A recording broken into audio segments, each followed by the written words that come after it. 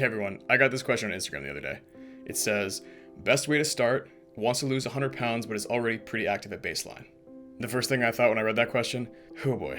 Not because 100 pounds is a lot to lose, like it is, but it's still well within the realm of possibilities. But because as someone who's lost 100 pounds before, a ton of things flooded into my head all at once.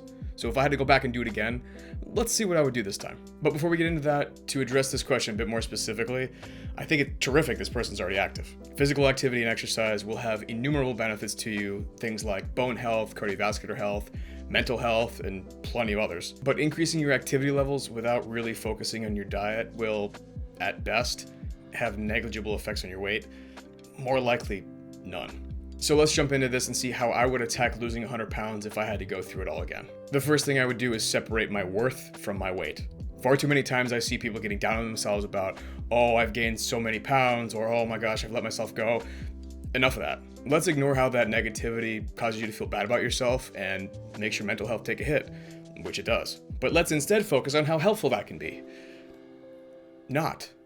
Like, at all. Gaining weight, getting out of shape, fluctuations in your weight, whatever it is, it's something that's already happened. You can either feel bad about yourself and change nothing, or you can go down a different path, which I imagine is why you clicked on this video. But different path comes soon. The second thing I'd focus on is ignoring the things I think that are tripping me up from an external perspective. That'll make a bit more sense soon. If you're new around here, I've been a type 1 diabetic for about 30 years, and luckily for me, a lot of the social media outlets we go to get our weight loss information, whether good or terrible, didn't really exist yet. Today I'd probably see things like, oh, it's harder for diabetics to lose weight because something that's probably not true. And then I take all that information and think that it's harder for me to lose weight as a diabetic versus somebody else who's not. But you know what? That kind of thinking is just like feeling sorry for yourself. So whatever condition you might have, whether it's diabetes or insulin resistance or PCOS, you just have it. You got dealt a bad hand. I don't know what to tell you. Does it make it harder to lose weight? Who the hell knows? I can't compare me with not having diabetes and see how that goes. You can't compare you with you without whatever situation that might happen to be. And it's not only a medical situation, it could be family, it could be stress, it could be a whole host of things that you may or may not be able to control. Fixating on a bad hand doesn't make it easier, only harder. Play the hand, that's all you can do.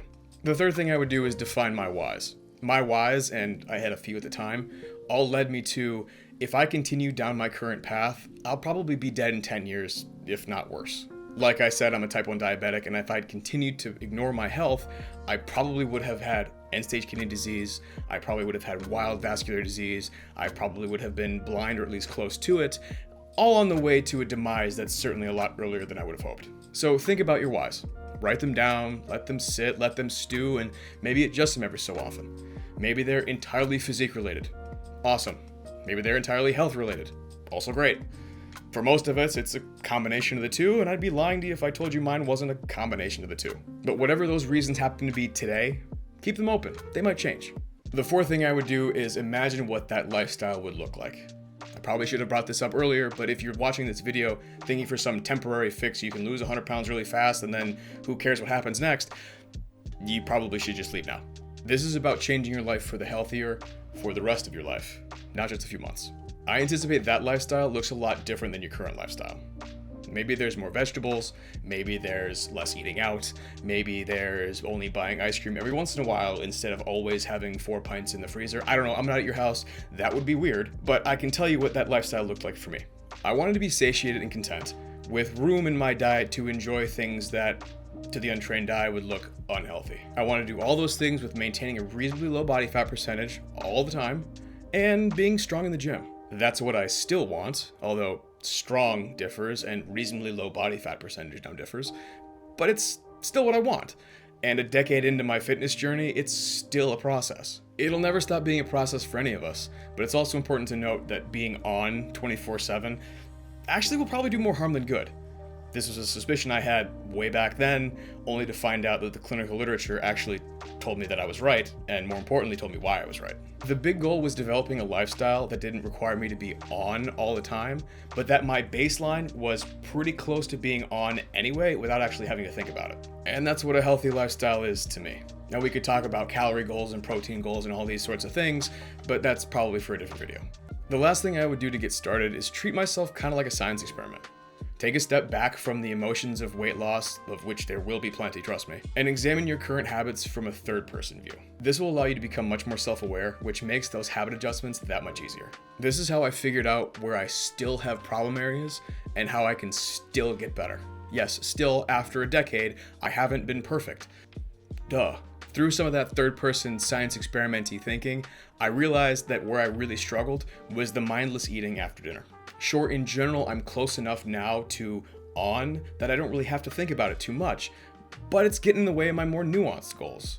Just knowing that I do this has held me back so much from at 7:30 turning my brain off and eating 80% of the pantry, and no, I am not kidding. Credit where credit's due, my wife has told me this like 1,000 times, but if you have a significant other, you know what I mean. So treat yourself like a science experiment and find out what might be needing an adjustment for you. And yes, I know everyone has different situations and needs different tweaks, but I can get to all those in a different video. As those healthier tweaks become implemented, soon they become habits that you no longer actively have to do. And that's a great time to make a few more, and a few more, and a few more, until you've settled on a lifestyle and a state of health and a physique with which you're happy. As that lifestyle comes to be, weight loss will be a byproduct, I promise you. It was for me, it was for hundreds of people I've taken care of, and hopefully many more that I haven't met yet. Thank you so much for watching this video. I hope it gave you some value. I hope you got something out of it. If you did, hit that like button, hit the subscribe button. Let me know what other things I can talk to you about, and I'll see you in the next video.